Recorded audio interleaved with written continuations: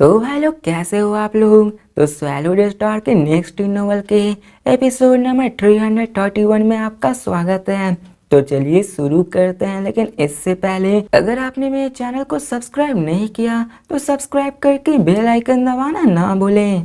तो जैसा कि हमने पिछले एपिसोड में देखा कि लू फेंग और उनकी टीम पर ऑटमन रेस के बंदे ने अटैक कर दिया होता है और वो लोग अपने रेस्टिंग रूम से बाहर निकल जाते हैं, जहां पर वो सारे एक्सप्लोजन के कारण रिपर्स अभी भी रिवर्बरेट कर रहे होते हैं। अब लू फेंग उन सारे शिप के रिमेन्स की तरफ देखता है और यहाँ पर वो देखता है कि यहाँ शिप तो एक्सप्लोड हो चुका है लेकिन एनिमी दिखाई नहीं दे रहा है। तो टाइबू उन सबसे कम्युनिकेट करते हुए कहता है कि सब लोग यहाँ पे सब लोग केयरफुल हो जा। जिसके बाद वो उन सारे रेस्टिंग रूम को अपने वर्ल्ड विंग में रख लेता है। वो बाकी अपने शिप के बारे में जरा भी केयर नहीं करता, क्योंकि यहाँ पर वो सिर्फ रूम ही उसके लिए जरूरी था, बाकी का देखा जाए तो उसे वेस्ट ही था। अब रॉक को दिखाया जाता है जो घबराते हुए कहता है कि एनिमी कहाँ है। तो डेमन लेडी कहती है कि न्यू रिक्रूट, यहाँ पे परेशान मत हो, बस यहाँ सावधान रहो, यहाँ पर सब हम पे छोड़ दो। अब दिखाया जाता है उनके एक्सप्रेशन को, जो कि अभी भी उतने ही होते हैं,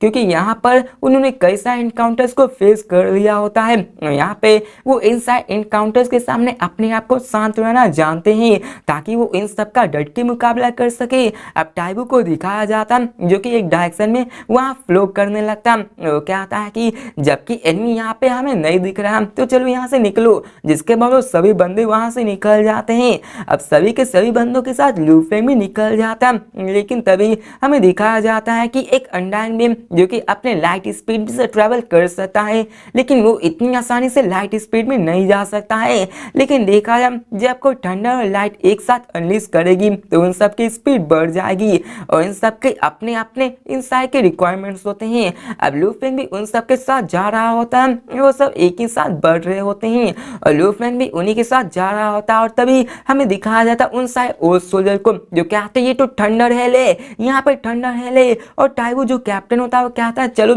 यहाँ से निकलो, ये ऑटमन रेस का करतूत है, ये यहाँ पे बहुत ज्यादा पावरफुल है, हम लोग परेशानी में बढ़ने वाले हैं। जिसके बाद वो अलग लेके उन सब के साथ निकल जाते हैं। लू फेंग और रॉक दोनों क्यूरियस होते हैं और वो कहते हैं कि आखिर भागना क्यों है। अब थंडर है उनके लिए उतना खतरनाक नहीं था, लेकिन यहाँ पे हमें दिखाया जाता है रॉक को जो पूछता है कि अगर यहाँ पे लाइटनिंग बॉल हम पे अटैक करता तो इंस्टेंटली सेक्टर लॉर्ड को मार सकता, लेकिन यहाँ पे एक केज है जो कि एक लाइटनिंग स्नेक से जिसकी डायमीटर में 100 मिलियन किलोमीटर में फैली हुई है। यहाँ पे प्रोबेबली हम यहाँ सेक्टर लॉर्ड 2 को भी नहीं मार सकता, यहाँ पे हमें खतरा नहीं है। तो लू फेंग भी पूछता है कि आखिर यहाँ पे थंडर हेल की इतनी टेरिफाइंग बात क्या है कि यहाँ पे हम लोग भाग सकते हैं। अब देखा जाए तो यहाँ पे उड़ते समय और भागते समय भी चैटिंग किया जा सकता है, ये नॉर्मल सी बात है। अब देखा जाए तो पॉइजन के एक्सप्रेशन को दिखाया जाता है जो कहती सीरियस होके कि नए बंदे तुम थोड़ी देर बाद ही यहाँ जान जाओगे, हम लोग सच में खतरे में हैं, ये थंडर है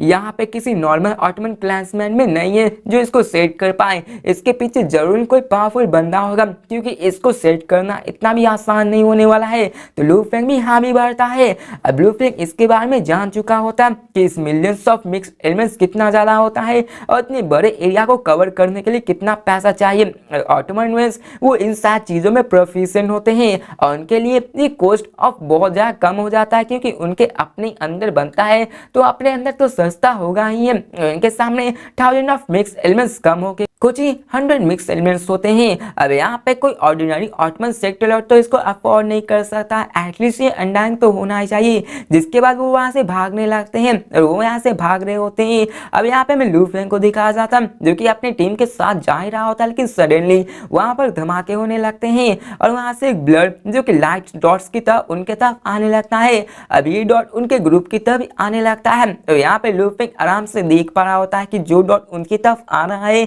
वो असल में ऑटमन पपेट्स होते हैं और ये लाइट के जैसे डॉट उन सब के और आने लगते हैं। ये शायद सिल्वर रॉबर्ट्स होते हैं जिनकी लंबाई 12 मीटर होती है। इनके अंदर ठीक एलॉय ब्लेड्स होती हैं जिनके अंदर थंडर स्नेक रैप होती है और इन सब के अंदर बहुत ही पावर होती है। टाइबू जो कि कैप्टन होता है वो कहता है ये तो ऑटमन पपेट्स है जो कि थंडर इलेक्ट्रिसिटी को रखते हैं। वो कहता है हम लोग खतरे में हैं, थंडर हेल और थंडर पपेट आर्मी ये दोनों ऑटमन रेस के कॉमन कॉम्बिनेशन है, लेकिन फिर भी ये बहुत ज्यादा टेरिफाइंग है। नॉर्मली अनडाइंग बैंक के पास ही इस तरह के इक्विपमेंट्स होते हैं। अब नाइन लीडर कैप्टन की बातों को बड़े ध्यान से सुन रहे होते हैं। लू फेंग अपनी वीकनेस को फील करने लगता है। अब देखा जाए तो इनसाइड बैटल टेक्निक्स और ह्यूमैनिटी के साथ फैमिलियर था, लेकिन बाकी सारे रेसेस और दूसरे के स्ट्रेटजीज के बारे में उसे इतना ज़्यादा नहीं पता था। यहाँ तक कि उसने वर्चुअल नेटवर्क में भी अपने इनसाइड के बारे में सर्च किया था और उसके पास भी एक्सप्लेनेशन थी। लेकिन देखा जाए तो नॉर्मल साइट में जहाँ पे सामने सामने फाइट होता है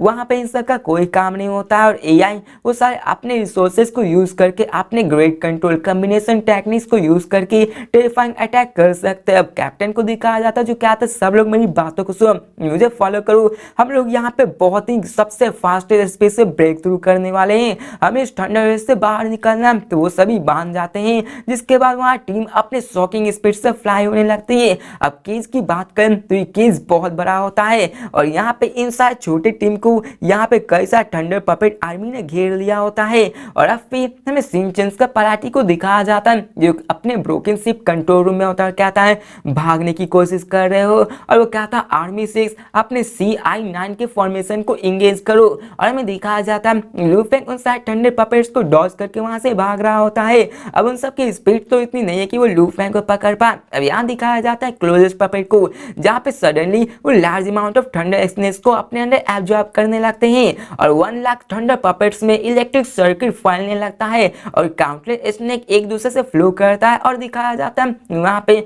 21 में थंडर इलेक्ट्रिसिटी पास होने लगती है और वहाँ पे चारों तरफ धमाके होने लगती है। 21 थंडर बॉस वहाँ पे एक स्पेशल एनकार्विंग्स बना लेते हैं जो कि एक थंडर फिशिंग नेट के होता है जो कि किसी को अपने अंदर फंसा सकता है और वो फिशिंग नेट लाइट की स्पीड से थ्रो किया जाता है उन साइड टीम के तरफ। दिखाया जाता है कि लू फेंग और उसकी टीम की तरफ एक पावरफुल बाइंडिंग उसके तरफ बढ़ रही होती है, उसकी पावरफुल प्रेशर भी बहुत ज्यादा होती है जिनमें कि स्पेस ला होता है, जिसे देखकर लू फेंग भी शॉक हो जाता है। अब टाइवू कहता है कि जल्दी से साइड में हटो और वो अपने अनडाइंग एनर्जी और लॉ डोमेन को अनलीज करता है। अब काउंटलेस येलो लाइट डॉट पूरे के पूरे 10,000 ऑफ किलोमीटर में फैल जाती है और वहां पे सब कोई बहुत ज्यादा पावरफुल होता है। जहां पर वो थंडर गैस से टकराता है लेकिन यहाँ पे उसकी अनडाइंग एनर्जी भी अटैक हो जाती है। अब मदर फ्लेम रेस हैमर को दिखाया जाता है जो कि उस फिनिक्स नेट पे अटैक करके उसको तोड़ने की कोशिश करता है और सेक्टर और मैरू भी अपने स्पेट वेपन को यूज करके उसको ब्रेकआउट करने लगता है। और यहाँ पे 9 गॉड वेपन जैसे कि स्पेट गॉड टेविंग आर्मेंट्स उसको यूज कर रहा होता है।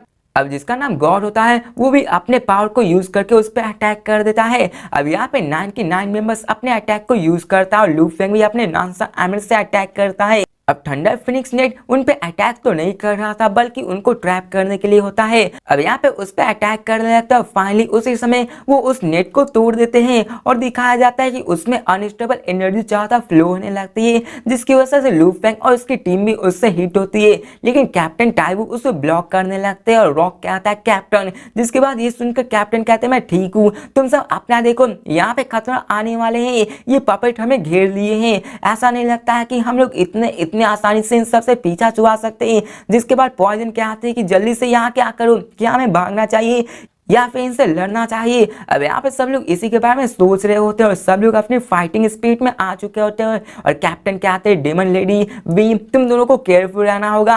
अब यहाँ पे देखा जाए तो वो दोनों इल्यूजनिस्ट है और वो कहते हैं कि वहाँ पे हम लोग प्रोटेक्ट कर सकते हैं लेकिन यहाँ पे एनिमी को मारना बहुत ज़्यादा मुश्किल है क्योंकि ये ऑटमन इल्यूजन में नहीं पड़ते क्योंकि एक एआई है और एआई को इल्यूजन नहीं दिखाया जा सकता है। लेकिन ये इल्यूजनिस्ट भी स्पिरिचुअल की तरह होते हैं जो कि अपने स्पिरिट वेपन्स को कंट्रोल कर सकते हैं। लेकिन यहाँ पे उनका मेन प्रोफेशन तो इल्यूजन ही होता है लेकिन इसके वजह से वो अपने आप को सिर्फ प्रोटेक्टिंग कर सकते हैं। अब स्पेस को दिखाया जाता है जो उस धमाके से रिकवर होने लगता है। यहाँ पे 3 टीम्स ऑफ पपेट्स उसको सराउंड करने लगती है और हर एक आर्मी में 1 लाख पपेट्स होती है और यहाँ पे उनको देखते देखते पूरी तरह से घेर लेते हैं और डिस्टेंस में 6 अदर टीम उनके तरफ सब लाइट स्पीड से आ रहे होते हैं और एक ही सेकंड में वो लोग वहां पे आ जाते हैं। लू फेंग बहुत ही काम था और कहता कि मुझे विश्वास नहीं होगा होगा कि ये टीम आखिर इन सब से कैसे डील करने वाले हैं। ये ऑटमन पपेट आर्मी यहाँ पे अगर लू फेंग अनडाइंग स्टार 18 प्लान को यूज करेगा तो इन सबको आराम से खत्म कर सकता है। या फिर पलाटी को दिखाया जाता है जो कि चेयर पे बैठा होता है और सबको निगरानी कर रहा होता है और कहता है कि ट्रैप सेट हो गया है, चलो इसको कलेक्ट करने की बारी आती है। जिसके बाद वो कहता है कि यहाँ पे एक अनडाइंग एक 9 सेक्टर लॉट का बनना है और मैंने अपने 27% पपेट्स को खो दिया है, लगता है कि मैं यहाँ पे इसको जीतने ही वाला हूँ। यहाँ पे उसने पहले 27% को खो दिया है लेकिन वो इसका भरपाई तो करना ही चाहता है। स्पेस का सीन दिखाया जाता है जहाँ पे 3 टीम्स ऑफ थंडर पपेट्स उन सबको घेरे हुई होती है, उन सब पे अटैक कर देती है। अब यहाँ पे पपेट्स जो कि 12 मीटर लंबे होते हैं वो भी उन पे अटैक कर रहे होते हैं और टीम भी उन पे अटैक करने लगते हैं। अब यहाँ पे 10 लोग a million of thunder puppets का सामना कर रहे हैं। ये सिर्फ ऐसा लग रहा था कि यहाँ पर चारों तरफ उन्हें घेरा गया हो और उन्हें मारने के लिए हुआ और ये देखकर तो रॉक भी यहाँ पे सहम सा जाता है। अब फ्लेम मदर रेस हैमर को लेकर उन पे अटैक करते हैं, अपने वर्ल्ड प्रोजेक्शन को यूज करके उन सबको स्लो डाउन करके उनको तबाह करने लगती है। और अपने ह्यूज शील्ड की मदद से वो उनके अटैक को भी डिफेंड कर पाता है। और यहाँ पे देखा जाए तो उनकी साइज बड़ी थी और उन सबको एक ही साथ उतना मार पाना इतना भी आसान नहीं था। एक लार्ज शील्ड एक लार्ज हैमर यहाँ पे चारों तरफ डिस्ट्रॉय होने लगती है, सब लोग एक दूसरे को डॉज करके अटैक कर रहे होते हैं। अब इसके बाद मदर फ्रेश रेम यहाँ पे लू फेंग और रॉक को यहाँ पे ऑर्डर देती है और कहती है नए बंदे यहाँ पे अपने हेवी अटैक को यूज करो। ये E9 ग्रेड एलॉयस के थंडर पपेट से इनके बॉडी को डिस्ट्रॉय करने से तुम्हारी बहुत ज्यादा एनर्जी खत्म हो जाएगी, ये इतना वर्दी नहीं रखता है, बस अपने हेवी अटैक को यूज करो ताकि इसके अंदर के कोर को डिस्ट्रॉय कर दिया जा सके। अब रॉक भी अपने दोनों ब्लेड्स को निकाल के अपने वर्ल्ड प्रोजेक्शन को यहाँ अनलीज करता है और अटैक कर देता है। वो भी कई सारे थंडर पपेट पे अटैक करता है लेकिन यहाँ पे वो सिर्फ लिटिल स्क्रैचेस ही डाल पाते हैं, उसके ऊपर के बॉडी का वहाँ पे ज्यादा नहीं फर्क पड़ता है। लेकिन असल सच की बात ये है कि जब वो अटैक करते तो उनका अंदर का कोर ही डिस्ट्रॉय हो जाता है जो कि उनको इमोबिलाइज बना देता है, वो अटैक नहीं कर सकते हैं। अब टर्नेडो को जैसे वो पपेट्स उन सब की तरफ बढ़ने लगता है और यहाँ पे वो लोग बहुत ही शानदार तरीके से लड़ रहे होते हैं और ये टॉर्नेडो 9 सेक्टर और जर्नल्स की तरह से होता है और वहाँ पे सभी एक दूसरे से लड़ रहे होते हैं। दिखाया जाता है डेमन लेडी को जो कि उस पर अटैक कर रहे होते हैं और क्या आता है टॉर्नेडो तुम डिसएडवांटेज में हो। अब देखा जाए तो वो भी स्पीड वेपन को यूज करके उन सारे ठंडे पपेट्स को स्ट्रॉन्ग से रोक पा रही होती है और टॉर्नेडो सीरियसली कहती है कि यहाँ पर मैं तो तुमसे ज्यादा ही मार रही हूँ। अब यहाँ से सेक्टर लॉर्ड के बंदे अपने आराम से एनिमी को डिस्ट्रॉय कर रहे थे, बल्कि यहाँ पे इल्यूजन डेमन लेडी और जितने भी इल्यूजनिस्ट होते हैं वो यहाँ ज्यादा नहीं मार पा रहे होते हैं और लू फेंग भी इन सबको मारने में पीछे नहीं हट रहा होता। लू फेंग जैसे ही अटैक कर रहा था वो उन सबको एक ही बार में खत्म कर दे रहा था। अब यहाँ पे हमें स्किनी इल्यूजनिस्ट वीक को दिखाया जाता जो कहता है मैडमैन तुम्हारी नॉनस्टॉप एडमेंट्स की अचीवमेंट तो बहुत ज्यादा हाई है, तुम्हारे पास 8 लेवल की स्पेशलाइजर है या फिर 9 लेवल की ये मैच अगेंस्ट अनडाइंग। अब देखा जाए तो लू फेंग की किलिंग रेट बहुत ज्यादा हाई होती है। वो अभी अपने 7 फॉर्म पिलर को यूज कर रहा था जो कि एक टोटम पिलर होता है। लू फेंग आराम से 10 पपेट्स को एक ही टाइम में डिस्ट्रॉय कर सकता है और एक स्वीप में वो बंच ऑफ कई सारे थंडर पपेट्स को डिस्ट्रॉय कर रहा था। अब देखा जाए तो लू फेंग की शॉकिंग थी और इसी कारण कोई भी ये देखकर बता सकता है कि यहाँ पे लू फेंग ने 8 या 9 लेवल तक को यहाँ पे निकाल दिया होगा और इसीलिए उस इल्यूजनिस्ट ने इसके बारे में पूछा होता है। लू फेंग अपनी नॉनस्टॉप को कंट्रोल करके अपने साथ सराउंडिंग पपेट्स को डिस्ट्रॉय कर रहा होता है। वो कहता है कि ये थंडर पपेट्स ये इतना भी कमजोर नहीं है, यहाँ पे उसे अपने अदर टैक्टिक्स को यूज करना होगा।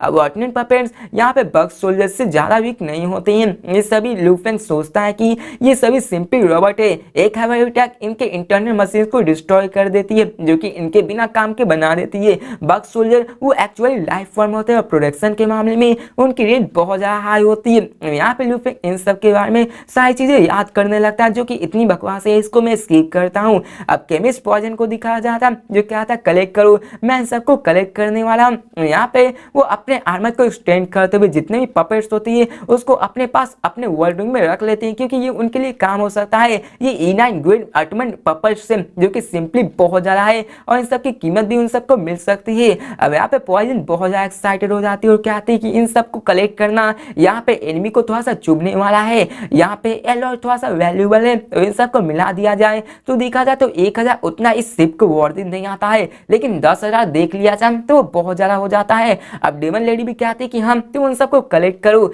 अब यहाँ पे सब लोग उन सबको मारे जा रहे होते हैं, उन सब जितने भी खत्म होते हैं उन सबको अपने वर्ल्ड रिंग में रखते हैं। देखा जाए तो यहाँ पे 10,000 को ले भी लिया जाए तो यहाँ पे वो पूरे के पूरे आर्मी का 1% होता है। और अब फिर हमें सीन चेंज कर पलाटी को दिखाया जाता है, जो कहते हैं कि वो तो ऑलरेडी गैदर होना शुरू हो गए हैं। पहले तो उसका प्लान था कि वो पहले अनडाइन को ट्रैप करे और 9 सेक्टर और बंदे को मारे, ताकि वो अपने फुल स्ट्रेंथ को यूज करके अनडाइन को मार सके। और वो कहता है चलो अब मास्कर करने का शुरुआत हो चुका है। और स्पेस का सीन दिखाया जाता है, जहाँ पे 10 सेक्टर और वहाँ पे मिलियंस ऑफ ऑटोमन पपेट से घिरे हुए होते हैं, लेकिन उनके भी एक्सप्रेशन चेंज होने लगते हैं। और यहाँ पे हमें दिखाया जाता है सभी कहते हैं कैप्टन आपको केयरफुल रहना होगा। अब यहाँ पे बाकी सभी देख पा रहे होते हैं कि यहाँ बहुत ज्यादा है और इन सबको इतने ज्यादा एक साथ में संभाल पाना बहुत ही मुश्किल होने वाला है। अब दिखाया जाता है कि 3000 कोल्ड पपेट्स टाइवू कैप्टन को वहां पे घेर लेते हैं, लेकिन टाइवू कहता है चलो यहाँ से गेट लॉस्ट। वो अपने हाथ से बहुत ही पावरफुल पंच रिलीज करता है, वहां पे अटैक कर देता है। पपेट्स वहां पे चारों तरफ नॉक होते हैं। अब इना ग्रेड एलॉय एक्सप्लोड हो जाते हैं, वहां पे उनके अंदर से मेटल ही निकलता है और वहां पे ट्रू फेस निकलता है। अब फिर से वो मेटल पपेट्स उन पे अटैक कर देते हैं। अब यहाँ पे लू फेंग को भी दिखाया जाता है, जिसके भी एक्सप्रेशन थोड़ा चेंज हो जाते हैं और कहती है एक्चुअली ए फिट मेटल एमेथिस्ट एसेंस से। अब वहाँ पे वो 3000 पपेट्स को देखता है जो कि कैप्टन को सराउंड करते हैं और कहता है ये थोड़ा सा खतरनाक होने वाला है, ये हाई लेवल पेट्स से इनको अटैक के लिए यूज किया जा रहा है। अब एमेथिस्ट एसेंस ये एक एमेथिस्ट एसेंस होता है और सभी के सभी सोल्जर के एक्सप्रेशन चेंज हो जाते हैं कि ये E9 ग्रेड पपेट नहीं बल्कि एक्सपेंसिव ए ग्रेड पपेट से। अभी एक्सपेंसिव होने के साथ महंगा भी आता है, इसको डिस्ट्रॉय करना भी बहुत ही मुश्किल होता है। अब यहाँ पे वो रिलैक्स नहीं हो रहे थे। अब 1 मिलियन E9 पपेट्स की कॉस्ट यहाँ पे वर्थ रखती है 100 एफेट पपेट्स के बराबर और इन 3000 एफेट पपेट्स की इनफ है वो अनडाइन टाइवू को डिस्ट्रैक्ट करने के लिए। अब लू फेंग सोचता कि काउंटलेस नॉर्मल पपेट्स यहाँ पे थंडर हिल एनर्जी को एब्जॉर्ब कर रहे हैं और वो इन सबको एब्जॉर्ब करके एफ पपेट्स को अपने आप में कन्वर्ट कर रहे हैं ताकि वो कैप्टन पे प्रेशर डाल सके। अब यहाँ पे E9 के 100 जितने भी पपेट्स होते हैं वो सभी एक में मिलके एफेट ग्रेड के पपेट बन रहे थे और यहाँ पे कैप्टन को दिखाया जाता जो कहता है चलो सब लोग केयरफुल है ना, ये सभी एफेट ग्रेड के पपेट से। अब चाहो तब धमाका हो रही होती, चाहो तब अटैक ही हो रहे होते। लू फेंग के साथ सभी 8 सेक्टर के बंदे चाहो तब अटैक कर रहे होते हैं और इल्यूजनिस्ट वे और डेमन लेडी भी 50 कोल्ड पपेट्स पे अटैक कर रही होती है। Hammer, tornado, God rock including लू फेंग यहाँ पे सभी हंड्रेड्स को सराउंड करके उन सब पे अटैक कर रहे होते हैं। अब डेमन लेडी को दिखाया जाता है जिसके एक्सप्रेशन चेंज हो जाते और कहते हैं ये बहुत ही मुश्किल होने वाला है, पॉइजन पॉइजन मुझे जल्दी से बचाओ। अब यहाँ पे केमिस्ट पॉइजन को दिखाया जाता है जो कहता है सब लोग अपना बेस दो, जिसके बाद वो कहता है अगर तुम्हारे पास ट्रम्प कार्ड्स भी है उसको बचाओ मत, यहाँ पे हम लोग ट्रेजर्स के ज्यादा अपनी जान की फेयर करते हैं, अगर यहाँ पे तुम मरे तो सब चीज खत्म हो जाएगा। यहाँ पे मैं दिखाया जाता है कि उसके अंदर से ग्रीन वाइन्स निकलता है जो कि सभी डायरेक्शन में निकलने लगता है और सभी नॉर्मल पेपर्स को वहाँ स्वाइप करने लगता है। हैमर भी दिखाया जाता है जिसके ऊपर से क्रिस्टल चमकने लगता है, उसकी बॉडी भी बड़ी हो जाती है, वो हॉल करके उस पर अटैक कर देता है और दिखाया जाता है उसकी पावर भी बहुत ज्यादा हो जाती है। यहाँ पे लू फेंग को दिखाया जाता है जो कहता है मुझे भी लगता है थोड़ा जोर लगाना ही पड़ेगा। अब यहाँ पे लू फेंग अपनी फुल पावर को यूज नहीं कर रहा था, नहीं तो अगर लू फेंग फुल पावर को यूज करता अपने सारे बॉडी जितनी भी पावर थी उसको अनलीज करता तो इस सारे 1 मिलियन जितनी पपेट्स थे लू फेंग के सामने कुछ ही नहीं थी। लू फेंग के पास तो अभी क्लाउड कॉन्टेक्ट वाइन यहाँ पे स्टार्टिंग प्लान भी था, उसकी मदद से इन सबको आराम से डिस्ट्रॉय कर सकता है। अब लू फेंग यहाँ पे नाइट फॉर्म को यूज करने वाला था जो कि ये मैच अगेंस्ट अनडाइन होने वाला था और लू फेंग को दिखाया जाता है जो कि अपने इन्हीं ब्लेड्स को लेके अटैक कर देता है। अब देखा जाए तो वहां इस सीन को देखकर सभी के सभी बंदे शॉक हो जाते कि क्या नॉनसन ब्लेड, ये मैच अगेंस्ट अनडाइन, ये नाइट फॉर्म। इस सीन को देखकर तो किसी को विश्वास नहीं होता क्योंकि नॉनसन आर्मर्स के नाइट फॉर्म को अनलॉक कर पाना ये बहुत ज्यादा मुश्किल होने वाला है और लू फेंग अभी इसी को यूज कर रहा था और इसी को यूज करके बहुत ही जल्दी इन सबको डिस्ट्रॉय कर रहा होता है, जिसके बाद वो उस पर अटैक करना शुरू कर देता है। अब यहाँ पे हमें कैप्टन को दिखाया जाता है जो कहते हैं सब लोग केयरफुल हो जाओ कि एफ ग्रेड पपेट्स इन सबको मिला के एक सेक्टर और जनरल की एनर्जी को रिसीव कर रहे हो, कहते पॉइजन हम तुम पे रिलाई कर रहे हैं, हम एनिमी के स्ट्रेंथ को नहीं जानते इसलिए अपना सब कुछ दो।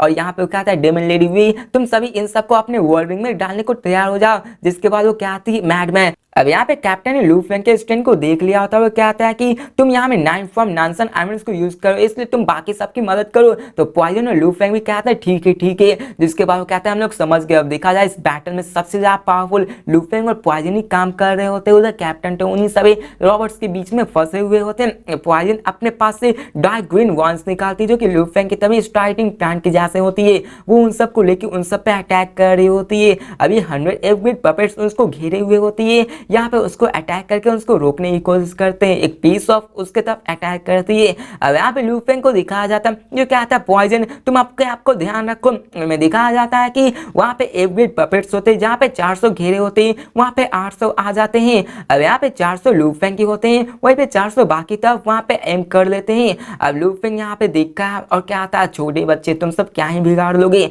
अब लू फेंग के नानसन गोल्ड ब्लेड को दिखाया जाता है जिनमें डेमोनिक अपीयर आने लगता है और उसकी पावर दिखाया जाता है जो कि उन पे अटैक कर देता है। और यहाँ पे लू फेंग की स्पीड बहुत ज्यादा फास्ट हो जाती है, उन सबको तबाह पे तबाह किया जा रहा होता है। और यहाँ पे लू फेंग की स्पीड इतनी होती है कि उसकी स्पीड को कोई भी नाप नहीं पा रहा होता। ये ऐसा लग रहा था जैसे लू फेंग टेलीपोर्ट कर रहा होगा। उसकी स्पीड टाइवू जो कि एक अनडाइंग बीइंग है उसके मूवमेंट से भी आगे निकल चुका है, यहाँ तक कि अनडाइंग भी इसके इस लेवल तक नहीं आ सकता है। अब लू फेंग ने जितने भी वहां पे होते 50 पपेट्स को एक ही बार में डिस्ट्रॉय कर दिए होते हैं। और लू फेंग अपने डार्क क्लाउड सर्टर से होकर डेमन लेडी की ओर जाने लगती है जो कि अभी थक गई होती है। अब लू फेंग वहां पे फ्लैश की तरफ जाता और कहता है डेमन लेडी। अब यहाँ पे हमें दिखाया जाता है कि वहां पे डेमन लेडी के पास जाके वहां के 50 अपग्रेड मेटल को खत्म कर देता है। और यहाँ पे फटीक डेमन लेडी कहती है कि मैडमैन मैं तुम्हें मरते समय तक प्यार करूंगी। जिसके बाद वो कहती है क्योंकि मुझे अपने वर्ल्ड रिंग के अंदर रख लो। जिसके बाद डेमन लेडी को लू फेंग अपने वर्ल्ड रिंग के अंदर रख लेता है क्योंकि यहाँ पे डेमन लेडी बहुत ज्यादा थक चुकी थी।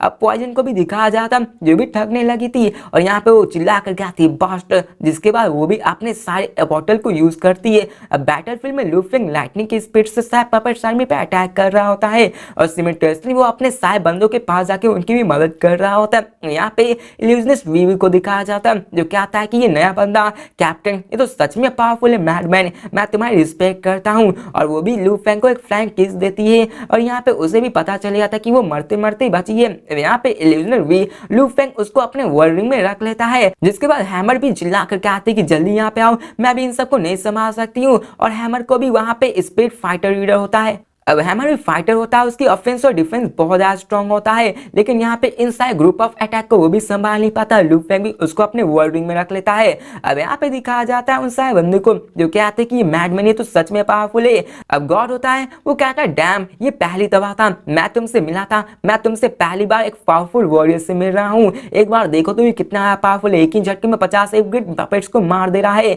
ये तो इन सबको खिलौनों की तरफ घेर रहा है। अब टॉर्नेडो भी हंसते हुए कहते हैं कि हमारा फ्यूचर तो सेट होने वाला है। अब यहाँ पे लू फेंग उन सबको अपने वर्ल्ड रिंग के अंदर रखने लगता है। अभी सिर्फ 4 ही पीपल होते हैं जो कि उन पपेट्स के दौरान फाइट कर रहे होते हैं। पहला तो कैप्टन, दूसरा पॉइजन, तीसरा लू फेंग और चौथा मैडू। अब मैडू स्पिरिट रीडर होता है और वो भी अपने विंड और स्पेस को कंबाइन करके और अपने गॉड टूरिंग आर्मर्स को यूज करके अटैक कर रहा होता है। और अभी के मर्तबा नानसा आर्मर्स के 8 लेवल स्पेस स्लैशर की जितनी पावर को यूज कर रहा था जिसकी स्पीड भी टेरिफाइंग थी और वही 50 पपेट्स को आसानी से डिफेंड कर सकता है। कैप्टन भी यहाँ पे एक्साइटेड होते हुए कहते हैं हाँ मैडमैन चलो यहाँ पे मेरी हेल्प करो। तो लू फेंग वहाँ पे आता है और कहता है जरूर। और लू फेंग उस तरफ आता है। लू फेंग यहाँ पे काउंटलेस इमेज की तरह एक ब्लिंक ऑफ आई में वहाँ पे हंड्रेड्स ऑफ पपेट्स को खत्म कर देता है। लू फेंग की पावर बहुत ज्यादा बढ़ने लगती है। लू फेंग उन सबको बड़ी आसानी से खत्म करने लगता है। एक ही झटके में 500 पपेट्स को वहाँ मार डालता है, वहाँ पे खत्म कर देता है। अब यहाँ पे टाइवू को एक चांस मिलता है उन सबके ट्रैप्स से बचने के लिए और वहाँ निकल जाता है। टाइवू हंसते हुए कहता है मैडमैन तुम तो बहुत ही अच्छे से ये कर रहे हो। में दिखाया जाता है कि वहाँ पे ठंडे पपेट्स की आर्मी उनके तरफ रिट्रीट करने लगती है जो अपने चारों तरफ एक्टिवेट होने लगती है। अब ये सब देखकर जितने भी बंदे होते हैं वो सब कहते हैं कि ये सब तो जा रहे हैं, ये सब रिट्रीट हो रहे हैं। अब यहाँ पे लू फेंग उन सबसे पूछता है क्या हम उन सबका पीछा करें। तो यहाँ पे टाइवू कहता है कि नहीं हम लोग नहीं कर सकते हैं। एक ऑटोमैन जो कि इतने बड़े आर्मी को प्रोड्यूस कर सकता है डेफिनेटली उसके पास सेल्फ डिस्ट्रक्ट कोर क्रिस्टल होगा जो कि नॉर्मल एंडाइंग जितनी होगी। यहाँ तक कि चीपेस्ट फायर गॉड क्रिस्टल भी बहुत एक्सपेंसिव होती है। अगर उसने इसका यूज किया तो हम लोग यहाँ पे कुछ ना कुछ जरूर खो देंगे, हम लोग यहाँ पे बहुत ही जख्मी हो जाएंगे। इसलिए हमें नहीं जाना होगा, हमें यहाँ केयरफुली होना चाहिए, नहीं तो हम लोग सब लोग वाइप हो सकते हैं। तो ये सुनकर लू फेंग भी शॉक हो जाता है। अब फायर गॉड क्रिस्टल वही होता है जो यहाँ पे यांग जाओ एम्पायर पे लू फेंग ने एक्सक्यूज के रूप में यूज किया होता है। अब एक लो ग्रेड क्रिस्टल भी जो कि एक नॉर्मल फ्लेम अनडाइन सेल्फ डिस्ट्रक्ट जितनी पावर रखती है उसकी पॉइंट्स भी 6 लाख पॉइंट्स की जितनी होती है। लू फेंग यहाँ पे बिना डिस्काउंट के खरीदेगा तो और यहाँ पे इसकी डिस्ट्रक्शन पावर भी बहुत ज्यादा होती है। अब यहाँ पे दिखाया जाता है पॉइजन को जो हंसते हुए कहती है कि मेरा गेस सही होगा, ये थंडर पपेट आर्मी बहुत ही बड़ी लॉस को सफर की है। हमने कई सारे बैटल को एक्सपीरियंस किया है, हमने यहाँ पे कंट्रोल रिसोर्सेज भी किए हैं और ये डेफिनेटली हमारे लिए बहुत ही अच्छा होने वाला है। तो भाई लोग इसी के साथ ये वीडियो भी खत्म होती है। तो मिलते हैं नेक्स्ट में और देखते हैं कि आगे क्या होने वाला। क्या वो अनडाइंग उन सबको ऐसे ही जाने वाला, क्योंकि उसका भी बहुत ही बड़ा लॉस होने वाला। क्या वो लोग लू फेंग और उसके टीम पे अटैक करेंगे या फिर नहीं, देखेंगे अगले एपिसोड में। तब तक के लिए बाय।